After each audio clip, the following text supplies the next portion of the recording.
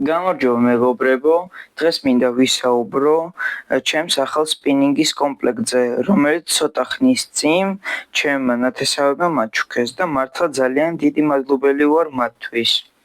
შედგება ჯოხისგან და კოჭისგან.